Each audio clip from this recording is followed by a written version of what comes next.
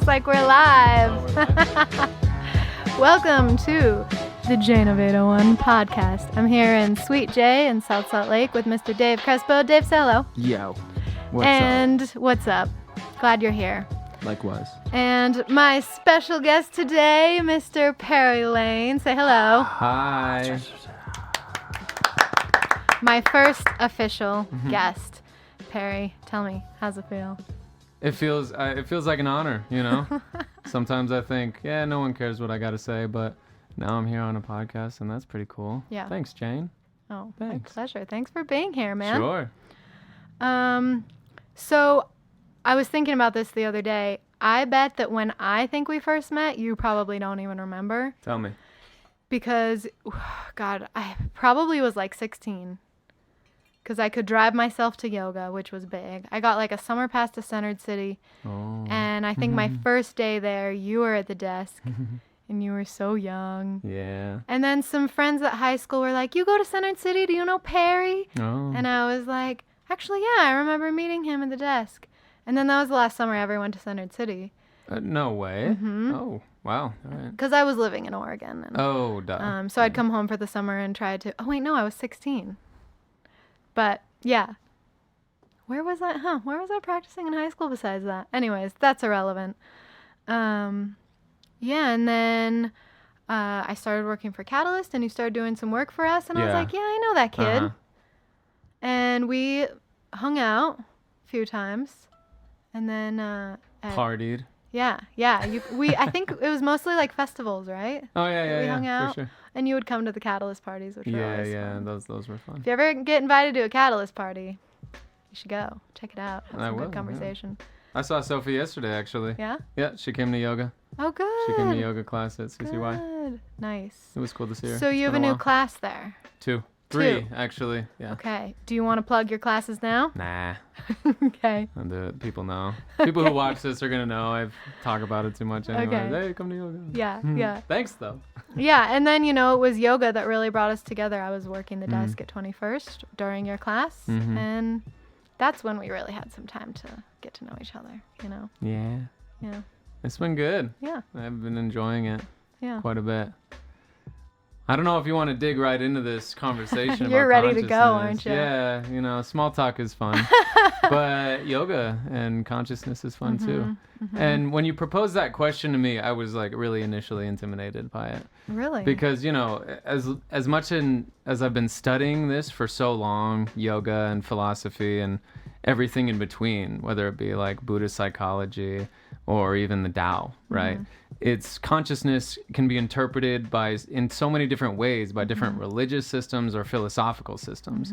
But consciousness itself is who we are, right? We have our senses, we can think and experience, and we've got our thoughts and memories, and we project that out into the world.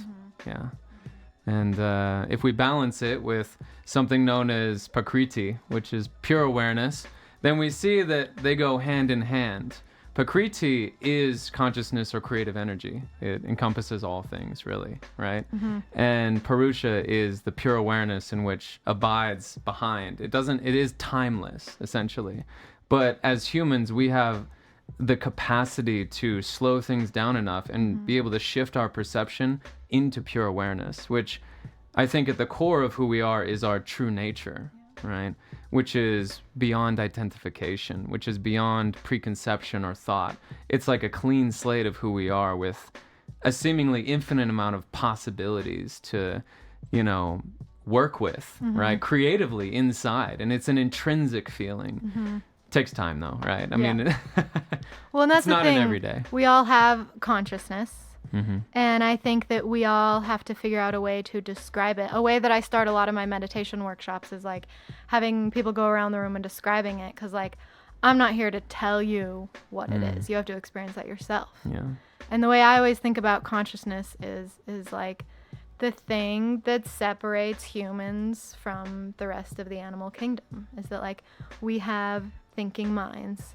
And we're critical about things, and we're opinionated about things, and our opinions differ, and not only that, but we have so much science supporting the power of our thoughts and the power of our thoughts on the quantum field that it's almost like consciousness, like you said, it's this like huge unifying force in the world, and we all have our each individual consciousness, and we don't know how much we're affecting each other, which is why I'm such a big proponent of yoga and meditation or any other modalities that bring you moments of pure awareness. And like I was reading earlier today, it's like minding the gap, like those gaps in suffering or the gaps in your thought. If you can like observe those moments of freedom and like clarity and stretch those, things start to kind of settle down. What are we settling down from though? I don't.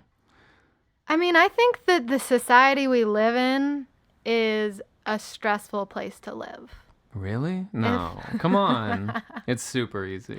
If, and that's why that's why like I feel like it's so important to have a show like this and to teach our classes and to have conversations with people and to share that there is a way to find space between the thoughts and that we're not slaves to our brains. We're not, just like, oh, this is life. Life is suffering. Like, let's just life is suffering, accept that. Some Nietzsche. Exactly. But we Suffering still go is the root of everything. Yeah, sure. And if we can be aware of that and transcend that, can our consciousness be at a more peaceful place? How does that affect the world? You're right. This is a deep ass subject. Sure, yeah. But I'm I guess excited to dig in. Yeah, I wanted my first few episodes to be kind of like foundational concepts to talk about. Foundational concepts. Can I give you one? On consciousness? On just what we're talking about? Yeah, totally. Yoga chitta vritti nirodha. So Sanskrit speaking. And what means does that mean? Yoga, well, there's so many different translations, but the one that's been resonating with me lately is yoga is the stilling of the patterns of consciousness. And when we're able to still the patterns of consciousness and our attachments and so forth and thoughts and projections, then we can abide in our fundamental nature. That is yoga. And our fundamental nature is the connected quality. So yoga means union, right? Is an accessible word for most folks, but it also means to yoke together, right? Yoking things together.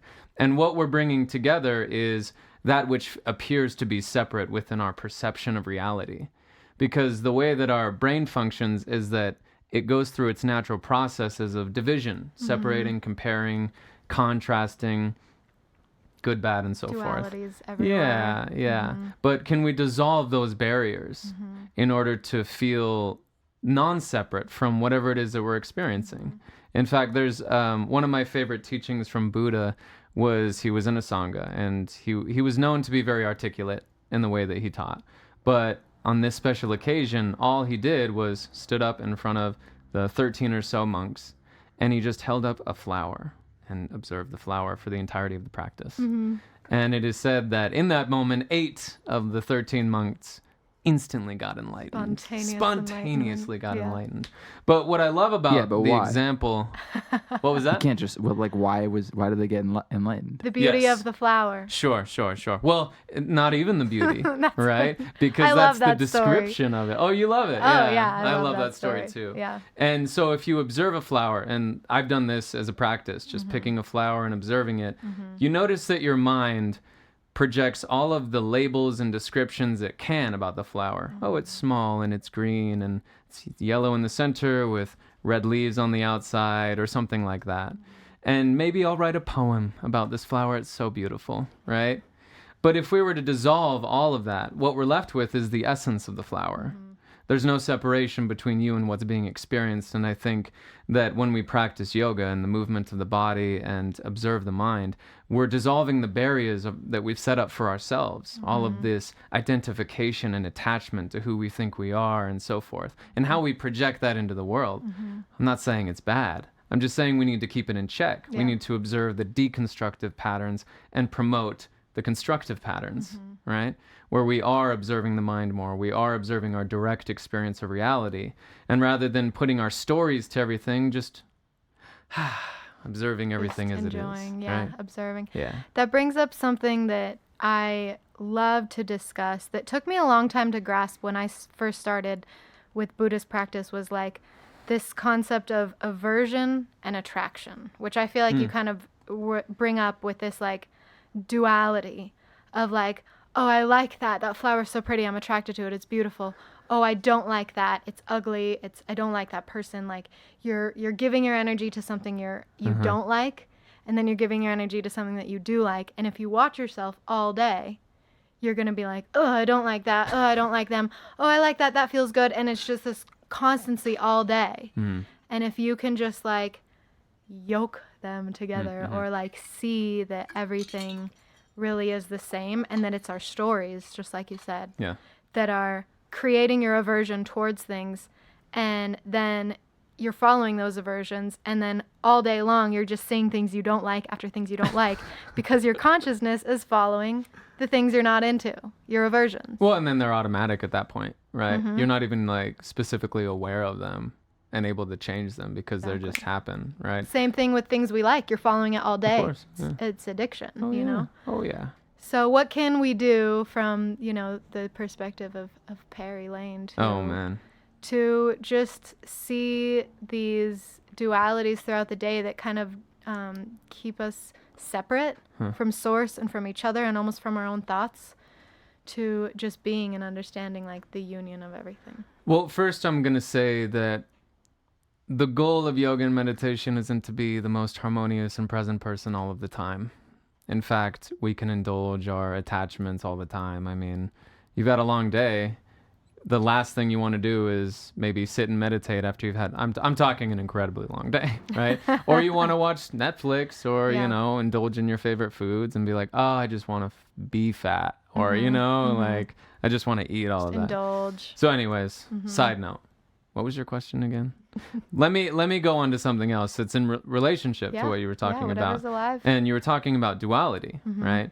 And for me, it's been the accumulation of knowledge and then taking that knowledge into experiential knowing. So how can I take what I learned through books and through direct experience in my yoga practice to help cultivate a sense of balance? And that is really based on duality being inhale, exhale, breathing in, breathing out. That's the foundation of yoga practice. I don't care what pose you're doing. You could be sitting on the couch. But if you start to observe the breath, in and out, and you start to see that they're both equal in this very beautiful exchange process, then you're not favoring one over the other.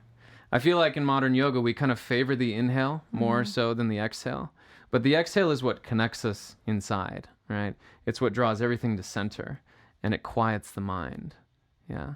So if we're able to see these as opposing forms, and bring them together, then we're able to cultivate that sense of understanding that, there isn't just the thing you're attaching to or the other thing you're attaching to, but you can see that from a perspective of observing those attachments. I hope that made enough sense. Yeah. Felt like I went off the rails with it a little bit. No, you're doing so good. Okay. You're Thanks. doing great. So, I mean, just hearing you talk, it just reminds me of being in your classes and hearing you with your thoughts. And I wonder how old you were when you got certified and started teaching, or 18? Even how old were you when you started practicing 16. yoga? 16. So I've been you started practicing for 9 years and teaching for 7 years. Okay. And it was great. I mean, yoga shifted things entirely for me. And what I mean by that is that yoga shifts your perception of reality. It gives you more insight into who you are. And rather than living off automaticity, you know what I'm saying? Automatic behaviors and patterns and so forth. Automaticity. I like that. Anyways, there's a capacity to think about what it is you're thinking about. That was the biggest thing for me when I was young was, oh, wait, I can start thinking about what I'm thinking about, as opposed to just going about those thoughts and acting upon those patterns, right? And when I stepped into my second or third yoga class, the teacher said something in relationship to how you're breathing in the body in present moment. And for 5, maybe 7 seconds, it was just thoughts dissolved with the body, an experience I hadn't had before, just very present. And when I left there, I was like, what in the hell was that? Right? I need to learn more about what that was, because that felt true to me. In that state of mind where I'm able to slow down the mind and connect into something that feels inherently more creative, to who I am and just the capacity for more compassion, right? Growing that capacity to concentrate the mind and to open up. And for equal energy exchange. That's what I've been on lately, is with people and interactions, is just that the exchange is equal, right? I'm not trying to dominate the conversation. And if they are, then I'll step up a little bit. Equal energy exchange. You know what I'm talking about. That's funny. So it's just about observing. Yeah. And that's something that I feel like I am always trying to. You said to me once, if you want to be a yoga teacher, Jane, I'll always carry this with me. You're like, you got to figure out how to describe to do stuff right. And now I think about that all the time, because every time I have a meditation class, or even, when I'm teaching yoga and I'm like, okay, these are new people, I need to like formulate new cues for them. Yeah. I'm like something that I've been trying to discuss a lot is that like, you are not your mind, you are the observer of your mind. How can you be the observer of your mind and just see the thoughts happening and let them go and let them be? Or perhaps when you become more advanced at observing the mind, how can you be observant of the thoughts in the sense of, is this true? Is this the reality I want to live in? Is this something I am creating through my own delusions and illusions? And is this something that I need to like continue putting energy towards in terms of just the way that we interact and react with the reality that we live in every day? Does that make sense? Yeah, definitely. And I'm constantly trying to, because I have beginner students in meditation and they say like, what do I do with my thoughts? And I'm like, am I not getting it across that you don't have to not think? Like, you can have thoughts. Like, when I'm in like really long meditation sessions, I have my notebook like next to me because thoughts are gonna come in. And before I know it, I'm like, I have full ideas downloaded, or like literally a grocery list downloaded, or I remember this thing that I was supposed to do that I forgot to do and I'll write it down. Love it. And like, or you'll start having like this memory and like emotions will come up around it. And then like the feeling will come up and suddenly you're in that memory and you're like having new thoughts about it. And maybe it's time to work on this and to let that go. And maybe that's coming up in that meditation for a reason. And it doesn't mean that you're not meditating anymore because your consciousness or your thinking mind started going somewhere. Like, welcome that experience. Welcome it. I like what you said about downloading information, because you hear it with musicians a lot. It wasn't them who wrote the album, yet they were channeling the energy through them. And there's this idea that, everything is made of energy.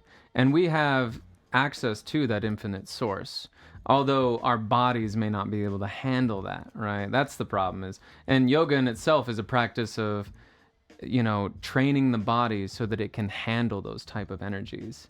It's a systematic practice of strengthening, lengthening, breathing, so that when that energy does filter through you, you're just better equipped to harnessing it and regulating it.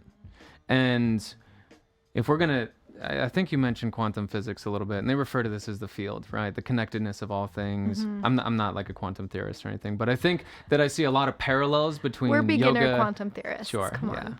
yeah. Love that. But I see a lot of parallels between yoga philosophy and teachings to what they're studying and experimenting with in the quantum field. 100%. Because, as you know, there's the Brahman, which is the absolute, the truth. It's a frame of mind that is connected to the infinite, right? The vastness of the universe. And if we're able to shift our perception to slow things down enough to connect with that field, then we can download that energy, right? It's freedom, it's creativity, it's flow. And I'm not going to say it's accessible, right? That's an incredibly challenging thing to get to. But you can get little bits of it at a time, like little spices of it. You catch the bird flying through the air, your mind stops, and then you have a creative thought, right? Or you are meditating, and you just find 5 seconds of just decompression, right? And then that idea comes forth, right? That new feeling, or that new sensation or new idea. And then you can put that into action. Right. I mean, if you're about connecting with the Brahman, then I would just say like, leave your life here and then go on to a mountaintop and become a monk, you know? Yeah. Yeah. For whatever reason this comes up, it's like 7 years to enlightenment through direct practice or an enlightening You mean type of through experience. going to a mountaintop or a cave? I think just in general, yeah. Like if you're devoted and committed to your practice. I don't know where that You number think came from. I any read it in human- a book somewhere that was like about 7 years. It might have been the Oh, Dalai that's Lama, interesting, for all yeah. I know. Yeah. Well, Because of dogs. you're It's like, dog years. you're just thinking Dog, about yeah. dog years, Oh, man. whoa. All right. I You dig know, it. I dig it's it. interesting that you bring that up because I'm always, in my prayers, there are always these like vows of like, until I attain an enlightened state, like that, like reminding myself of my goal that like, what does it even mean? And I guess in the sense of like, you can like, this is just an interesting place this conversation's going because I wonder if I am supposed to achieve enlightenment in this lifetime or in the next. Oh, great And question. so my brain is never really like focused on just this lifetime. Like in my last lifetime, was I even close? Did I even like find meditation? And is it in this lifetime that I get to find meditation and practice it and really devote myself to it? But will I reach that state in this lifetime or in the next lifetime? Will my karma have kind of like built up a little bit that I get to be like born a monk who gets to be in a cave for his or her whole life and attain. You know what I mean? Yeah, no, I get it. So I that's- don't know that there are specifically enlightened people as much as enlightened action. There are enlightening experiences where you start to see the source of energy, the source inside, and that intrinsic connected feeling. But it's temporary. Yeah. Yeah. And then you integrate it, right? You have an enlightening experience. I've read accounts and even met people directly who say, oh, it was 2 weeks for me. And it was an ecstatic state. And I actually was admitted to like a mental hospital Oh, because boy. of it. Yeah. Like I wouldn't eat and I was just full of energy and very focused and like Kundalini very awakening connected. thing. Yeah. And saw like the interconnected quality of things. My experience was about 4 hours roughly. And then I went to bed, right? But in that experience, it was just dissolving projections of future and past. Like I wasn't even able to conceptualize the future and past. What was here was the immediate experience of now. In fact, all I could say for a while was just now, now, right? Because that's what I've been fascinated with first and foremost in yoga was the present moment. What is the present moment? Why do people talk about it so fondly, and why are there books written on it? Yeah. What is the power of Yeah. now? Oh, what is it to be present? Yeah. And, Yeah. it's not just being present in a moment. Anyone can be very present and aware and sensitive, right? But it's sprinkling a little bit of acceptance on the top. I think that's the clinical definition of mindfulness is awareness of present moment or present moment connection with acceptance, right? Because if we're not in an accepting state, then we're resisting. Yeah. And that resistance creates tension. Takes us out of the present moment. Yeah, of course. So it's fluid. And I think the goal for me for a long time was exclusive, effortless attention to the present moment. Like exclusive, and it was effortless, and my focus was in the present moment. But that takes a considerable amount of energy to do, and I was exhausted all the time. And then in that exhaustion, I didn't feel balanced. Yeah. So Do you feel like it was because you were grasping on to so keeping much. that? Oh yeah. Yeah. It was after that experience. How can I get that again? get How that can I back? get that feeling, Yeah. right? Of just feeling open and free and creative, not bound by my past experiences or insecurities or anything like that. And it was just brought about through direct breathing and meditation practice. But it had been, I think, that 7-year mark or 6-year mark that it hit it. And I was just reading the right literature, I think, at the time, and it just evoked a lot of like really mystical type of experiences. So yeah, it was fun. It was a good time. Oh, there's But so many integration ways is I want to hard. go with that. Yeah. Jeez, there's so many things I want to say. Depression is real too afterwards. Where do I want to? Well, okay. So Because the thing. of the endorphins I think that so. you've just like, it's kind of Just- like using ecstasy or Oh, yeah. MDMA. Sure, yeah, definitely. Huh. Yeah, well,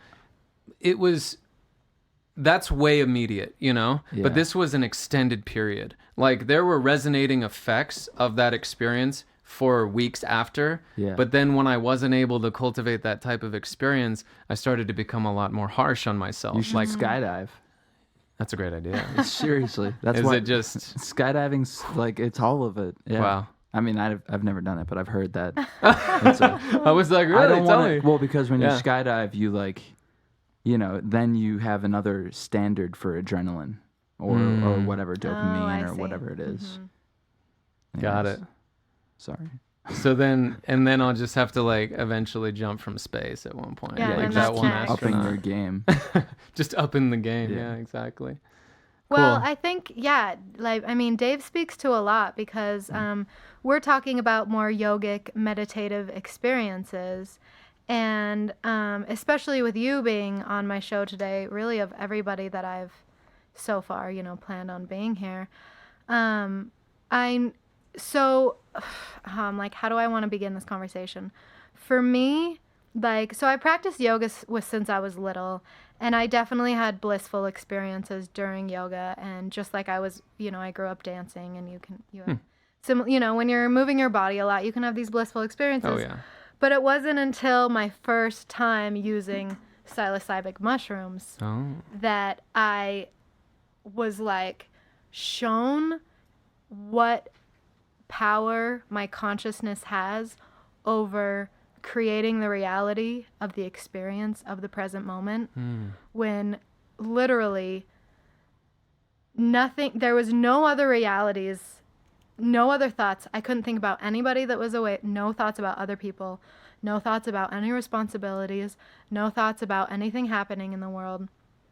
I felt like the lake and the trees and the flowers were like posing for me to I love enjoy. it. Yeah. And like I think like the strongest memory that just reminds me so much of the feeling I was having was seeing a girl with headphones and sunglasses and like running through this amazing park that I was in. She kind of had her head down and she was like running really fast, and I just saw her and was like, she's missing everything. Like she's just running by and she's not seeing what's happening here. Yeah. And, for a while, I went to college in Eugene, Oregon, and experimented a lot while I was there. And for a while, I was like, I don't want to say ashamed, because I'm not really ashamed of any parts of who I am. But I want to be, like, very clear when I say that, like, yes, I practiced yoga before these experiences, but it wasn't until I tried psychedelics that I became aware of what can happen in your consciousness. And I think a lot of people are like, those drugs take you into a different world, like they do something to you. And I just don't believe that. I believe that they show you what you're capable of.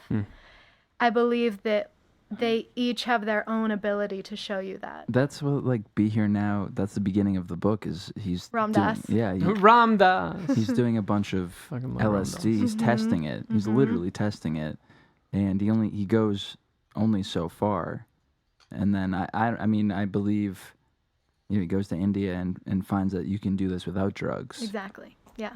And that's something and I'm glad you brought up Baba Ram Dass, because I was totally thinking about him during this conversation, because when I found out that that's also how he got his start, and like he was totally, and that's how a lot of modern day philosophers get their start. I think it was meant to be at the, especially in the time period. In the too. era that they were in. And, I got to a point where I was like, okay, I've had enough experiences. I will forever chase that first experience. And what I am now chasing is having that first experience solely on meditation. And, the more retreats I go on, the more, this weekend I was in retreat, and I'll tell you, Perry, I cried buckets and buckets and buckets of tears. There was no euphoria this weekend. But that's how it is sometimes, and I think that when we choose to use drugs, also, it totally goes back to you were so high, so blissed out, like, wow, this meditation thing's really good. And it's impermanent, and it's going to end, and you have to deal with the trauma of your life, the emotions, everything. And sometimes I beat myself up. What are we going to process if we don't have that? Exactly. It's like sometimes I'm like, I'm supposed to be this woke-ass person that teaches meditation and goes to the Buddhist temple, and I'm a mess, man. Yeah. Like, I need a beer at the end of the day. And And then I'm like, okay, Jane, go calm the fuck down. You are not Ram Dass. You get to be who you are today. And, just keep trying. And I think, we all deal with that imposter syndrome here and there. Do you ever feel that way? I think everyone feels that way. I mean, there's no guideline. For me, I thought that in the beginning, yoga really was the guideline. It was the answer to everything for me. Yeah. And just as you grow and learn and develop within practice and how you engage with the world, you start to notice that things start to fall apart at some point. Yeah. And that's okay, because you learn from those moments of falling apart that you can build a stronger foundation. And then if that foundation doesn't work, same process over and over and over. Yeah. Rebirth. Yeah. What I like, rebirth. I had this visual in meditation of what it was like to reprogram and restructure the architecture of the brain. I was really into like mindfulness and the science and neurobiology behind what kind of effects are resulted from meditation and mindfulness exercises. And it was really not hiding anything from yourself, going into the vast realm of the mind. And meditation really is a tool for navigating your own psychology. And in some ways you develop courage to go into those areas that maybe you haven't seen or didn't even know existed at the time. So it's like going into the basement of the house and you say, all right, well, I got to do some spring cleaning, or I may do some remodeling down here because right. And then you add on to other aspects. And that's why I think LSD and can help you towards that. Because sometimes, sometimes it's like you don't even, or you're saying that thing to yourself all the time, but when you're on a drug, it does it for you. Yeah, it does it for you. And it totally does it for you. That's why I think those things are naturally grown. Well, not LSD, but well, I mean, it comes from something the natural. Compounds. What is it? Ergot, and that was like something to do with the Salem witch trials. It was in their bread. It was a mold. Really? Oh yeah, that's what LSD, the chemical compound, came from originally. They were just mad. They were tripping. These people were tripping in the Salem witch trials, like, oh, these witches over here. They're just tripping hard, I think. They're still tripping. Moldy up there, bread. man. Oh, sure. Yeah. We're gonna have to fact check some of that. Yeah, sure. Go ahead. Yeah. It's good. Well, it's and good that's the thing, is that there's so much there's so much beyond the 3-dimensional realm that we live in right now. And let me throw this one at you. Yeah. I'm sorry to interrupt. No, throw it at me. The brain is the filter through which consciousness, or not consciousness, the field flows through, right? The connected quality. It's just energy and frequencies. And the brain gives structure to our 3-dimensional space. There's a concept in the quantum realm that the brain is like a hologram. And energy, or light. When you say that you have a 2-dimensional image and it's black, and you shine a light through it, and then you see like a 3-dimensional image of a tiger's head or something, and you can turn it side to side. That's the kind of concept that they're talking about, is that, beyond the physical world, it's light, energy, frequency. We know this, right? Everyone in the Grandma's Dog has talked about this. But I find that really fascinating that, I don't know that I want to get into this one. I do. You're already headed there. All right, I'm already there. So the development of the brain over time has, created that filter. But if we go back to the early universe, it was a bunch of unassociated plasma, right? And there was hydrogen, and then atoms were created in the combination of different things. And then chemistry was developed. But it took hundreds of billions of years to the universe to get its act together. To have the big idea. Sure, right? So as things evolved and developed, it's really the concept of everything is speeding up. So it took hundreds of billions of years for anything to happen, right? For the first atom to come into existence, I think it took like 130,000 years. But if we think of time now, in 1 second, there are billions of things that happen. A person breathes, someone blinks, someone comes up with a new idea, right? So it's this idea of time speeding up. I went on to a whole other thing. It's okay, though. Oh, I think this is great. Yeah, it's fun. It's a really hard subject to nail, so yeah. we get to go wherever we want. I know. Got to bring it in at some point, right? Right. So time is speeding up.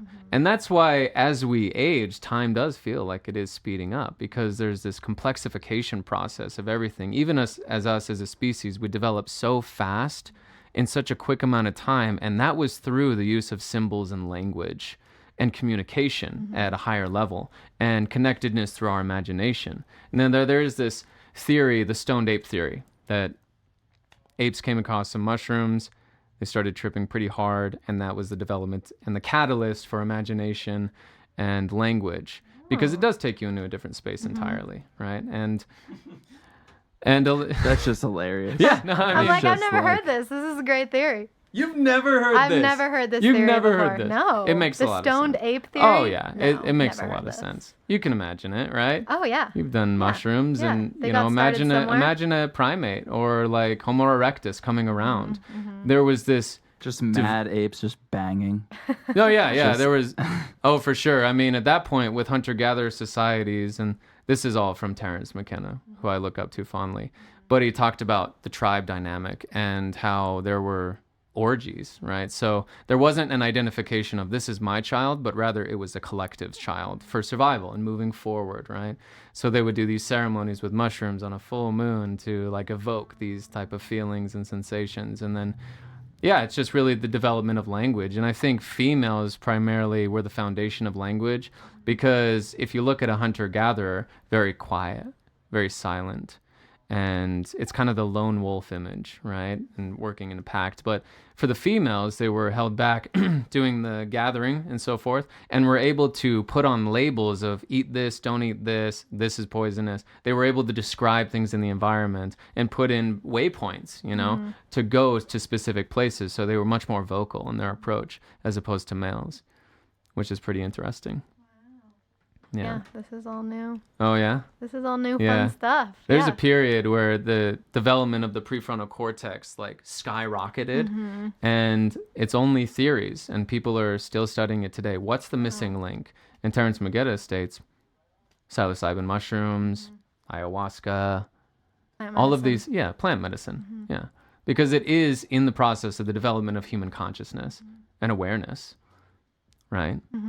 Using our imagination creatively to think about new ideas and to put things into the future so that we can create steps to get to that place, right? Where I think a lot of animals are very much present in the moment. I'm not saying that they can't project into the future, but I think that our capacity to They're do very so present. is leaps and bounds bigger. That's what brings consciousness and suffering at the same time. Our ability course, to yeah. be in the moment. and to Attachment. feel. Right? Yeah. There was this picture of a polar bear. I follow this subreddit called Nature is Metal. And it just is a really quick reminder, some brutal things in nature, like this polar bear having to eat its cub for food. And it's the picture of the mama bear holding the head of the baby bear, and the spinal column was like hanging out and everything. So that was, you know, and you just remind yourself, you're like, okay, so the bear wasn't Wow. like that attached not to do that. And we create Yeah, attachments around That ridiculous sounds things. like In a some ways, I crazy feel like instance in nature. That's happened to me. Hmm. You know, metaphorically. Yeah, yeah. You know, obviously society keeps that from happening, but I don't know. We all have weird relationships with our parents that maybe they take us for granted, and And eat us when they're hungry. exactly. Eat us up. So fucked. At least we're You still brought here. up the I did, no, I did, polar bear I thing. did. I mean, like, Yeah. I'm about to look that up. Yeah, Oh, right? Nature is James, like, Metal. let's Yeah. pull If that you're not up. on Reddit, that's one thing I will promote on this podcast is Reddit. Get on Reddit. It gives me just such a wide scope of human experience, as in like the dumbest thing Oh you my can God. possibly see, This is disgusting. and like the coolest thing you could possibly see, and everything in between. I don't want to see it, and I don't think I want to show it to anyone who's watching. They can look it up. It's the first thing says polar bear. Polar bear kills and eats his own child. Regrettable. Regrettable. It's like I don't think that polar bear regrettable. regretted anything. No, Oh, But it was a God. small Sure it bear. did. You can see it's like it was a baby bear. So Isn't that why Side animals note. maybe like Suffering, have their yeah. kids? It's like that's like food. That's like your own garden. good point. Well, I mean, yeah, with the lack of food that's accessible to polar bears right now, Yeah. you know, they're starving. Things like that are Goodness. gonna happen. Yeah. So they have to do what they have to do. Maybe it was their intention from the get-go, but I mean, I think that just procreation in general is like a part. It's like a part of Oh, it's keeping your DNA. species alive. Yeah, exactly. But at the same time, like back to the parents and with us, a lot of back in the 50s and before that, you'd have kids and they'd work on your farm. Yep. For free. Yeah. You know, Exactly, so yeah. it's like, Out of You'd be like, necessity, we gotta have had another children. kid Yeah. next spring. Yeah. Like, we need another hand in the fields. Exactly. Which, I think we're in a place where we can choose. Yeah. Like, I personally am against having kids. I'm not against having kids. I just don't want them You myself. personally don't want Yeah, I children. don't want children. I think that I can live a fulfilling life without that.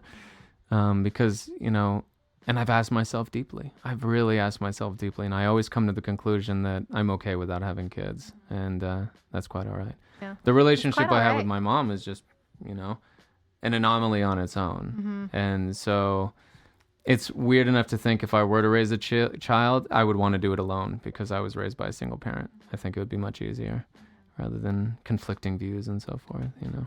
That's your perspective. Yeah. Dave, what time we got? is 6:43. Oh, fuck yeah. We still got Cool time beans. to jam. I feel like we're just warming up over here. I know. Well, I feel like I was stuttering in the beginning. and now you're Got a like, good yeah, flow going now. let's go. Yeah. I mean, there's a few things that are more three-dimensional that I'd like to ask you about.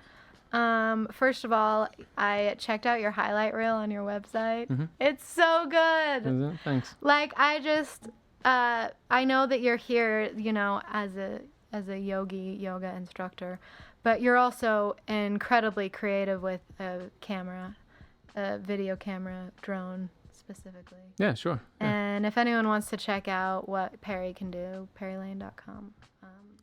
I just PerryLayne.com. I'm just- PerryLayne Productions. Oh, sorry. PerryLayneProductions.com. That's funny. And so I guess what I think is so interesting about you, Perry, is that, and I would love for you to speak on this, do you make all of your income on your creativity? Yes. And when did you, because I'm moving towards that, you know, when did you get to that place where you were, like, did you ever work a job, or were you just like always teaching yoga? Like, can you just tell me how Okay. you got your business started Sure. based in creativity? Because I'm very curious. I've always enjoyed work. Whatever I do, I really put my heart and soul into it. Whether that's bussing tables, which is my first job at Okay. 16 years old, Lisa's Pizza, developed, and it told me and didn't tell me, but it showed me so much about human relationships and the development of human relationships, and yoga only took that to the next level. So I started teaching yoga, but I kept that, bussing job for about 4 years, 4.5 Really? years. Yeah, No 16 to, I think I was 15 actually, 15 and 19. And then I did a trip to Guatemala for a couple months, and that's when I decided to quit, because that was a pretty big leap to say I was only making so much money during film and so much money during yoga. At that time, I was making more money doing yoga than I was making films, right? Because it was such a new thing for me. School was never in the cards. I wasn't a fan of school. I didn't like being told to learn things that I wasn't interested in. If I was really interested in it, I would, again, put my heart and soul Figure it into out it. And yourself. yoga was that thing for me that I was like, oh, I really want to learn about this. And I just, at one point it was, I just started getting little jobs here and there for videos. Like, hey, can you shoot my little real estate video here and there, And I would be like, okay, cool, $200, right? And it's so funny because there's really that snowball effect that happens. It started with one client who was like a loan officer, and we did a promotional video for his business, and then that led to like a neighborhood type video. And those videos were about $250. And I did these neighborhood videos for a real estate company, Utah Cribs. And then Berkshire Hathaway saw what I did there because they bought up that company because, they're Berkshire Hathaway. They bought up that company and said, oh, we want to do something very similar. We want to make neighborhood videos.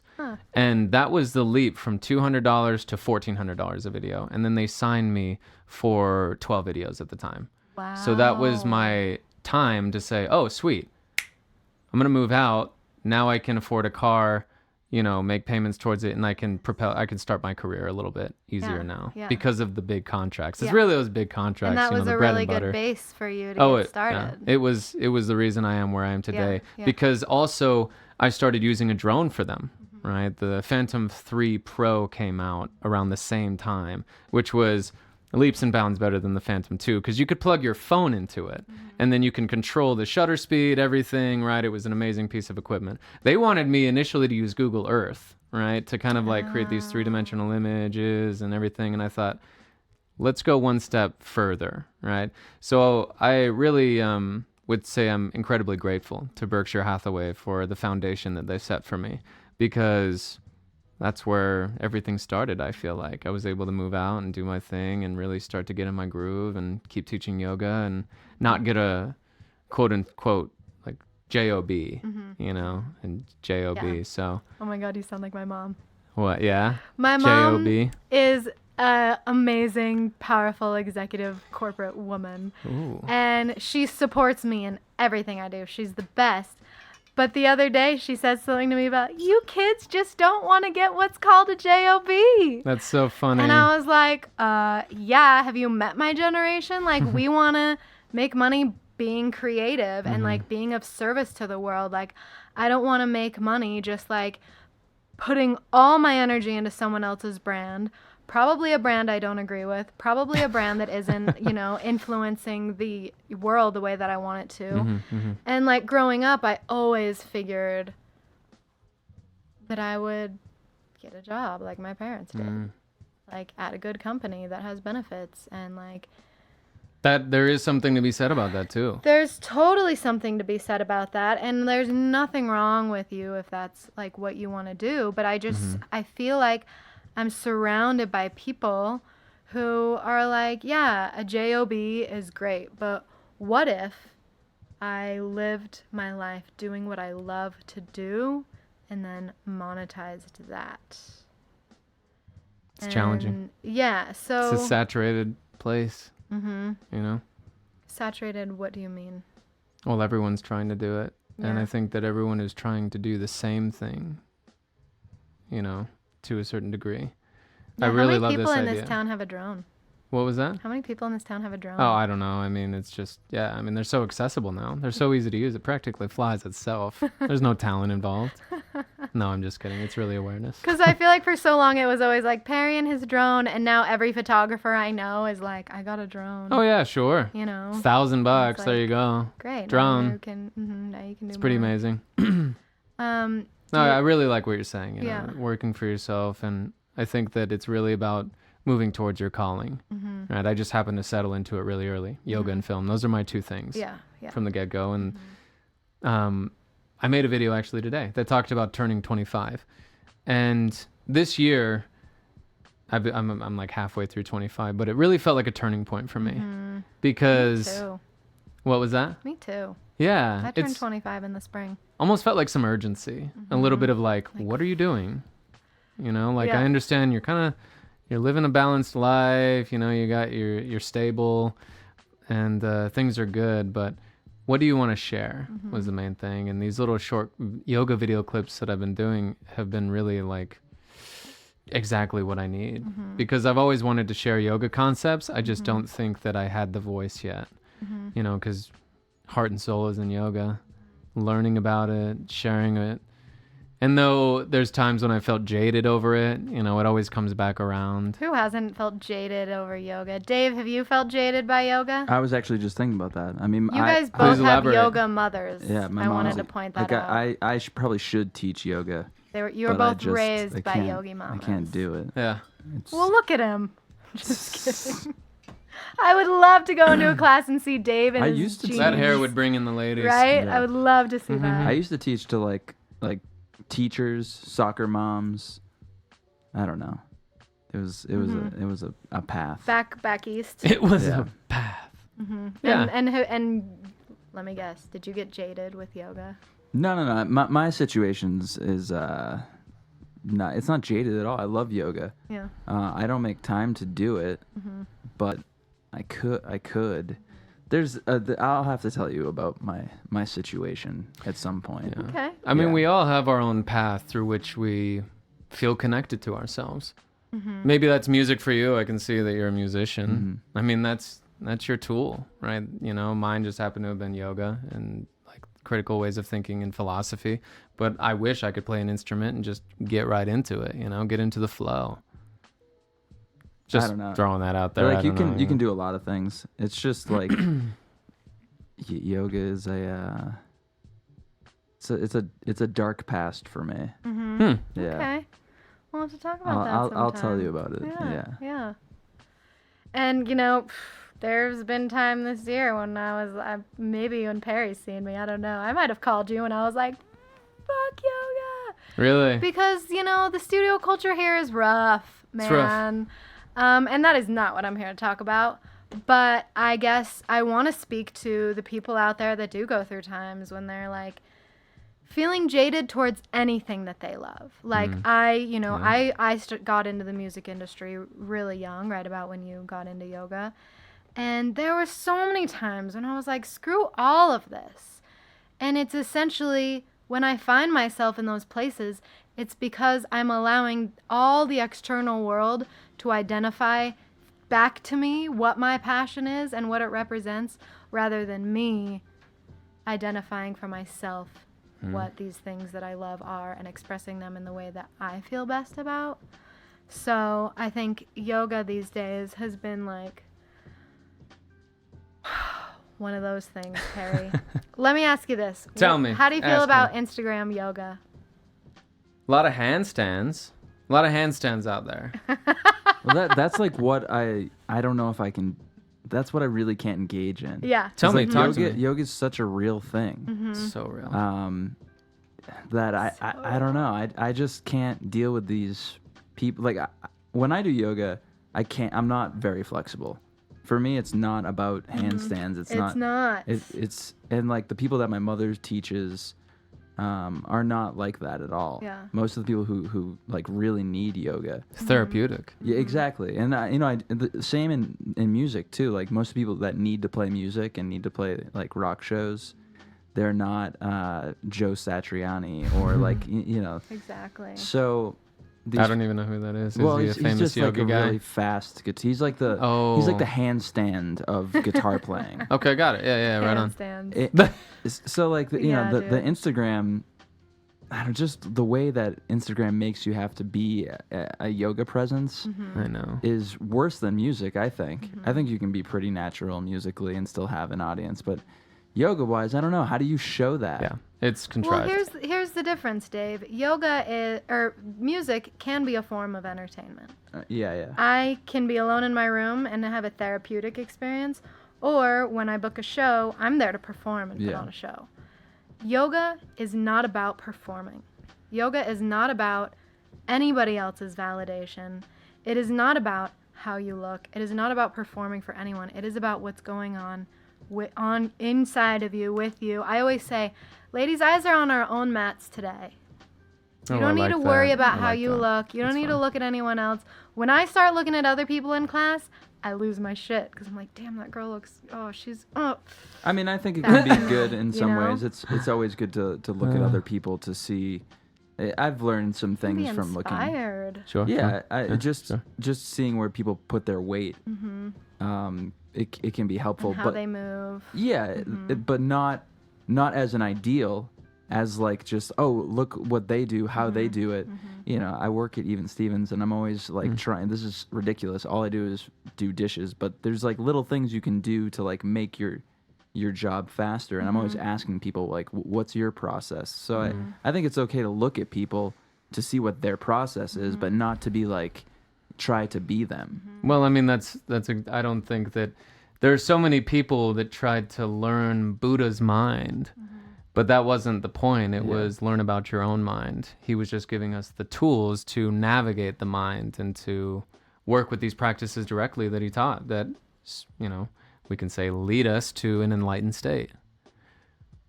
But yoga, advertising. I mean, I think it comes back to Baron Baptiste. Baron Baptiste, huh? Interesting. Baron I know his sons. Yeah, and I know his method. He was. You know his method? He was one of the first like visual yoga, corporate yoga, and even next to oh God, what was his name? The very intense yoga. Yeah, Bikram. the hot Bikram. Yeah. Bikram Chowdhury. But I think Baron was much more like in the face of people.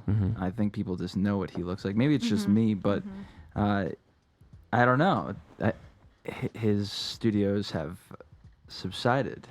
Like he doesn't do that anymore.